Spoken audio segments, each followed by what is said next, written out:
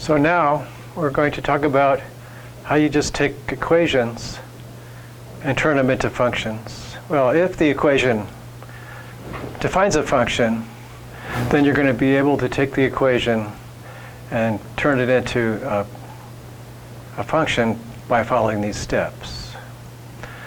Solve for y. So here I've got two equations with x and y. Solve for y. Then use functional notation to define the function. If the equation you're looking at doesn't define a function, you'll run into trouble solving for y.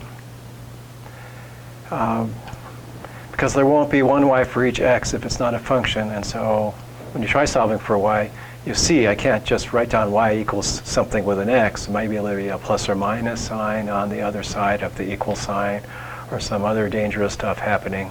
These two equations here, they do define y as a function of x, so we won't run into those difficulties. So let's see what it looks like. So we're going to solve this for y. So I'm going to subtract 4x from each side. 2y equals 5 minus 4x. That got rid of the 4x. And then I'm going to divide by 2. Y equals 5 halves minus 4 halves x. And maybe simplify slightly. So that's really a 2 there. I'll write it in slope-intercept form. It looks like it's a line. Minus 2x plus 5 halves. And then we should really call that, it says use functional notation. So use functional notation. All right, where am I going to put it? I should put it right there. Let's just do it. Here we go. F of x is minus 2x plus 5 halves. All right.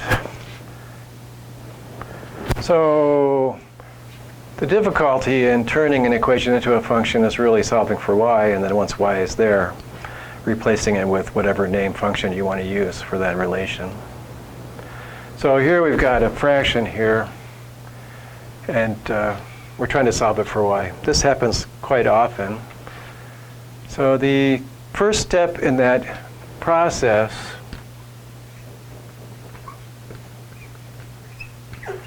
is to multiply both sides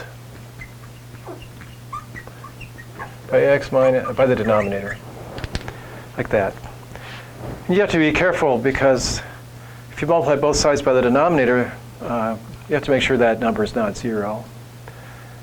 Otherwise, you're multiplying by 0 and bad stuff happens. So you'd also be dividing by 0, so bad stuff happens here anyway. But when you multiply both sides by something, it better not be 0.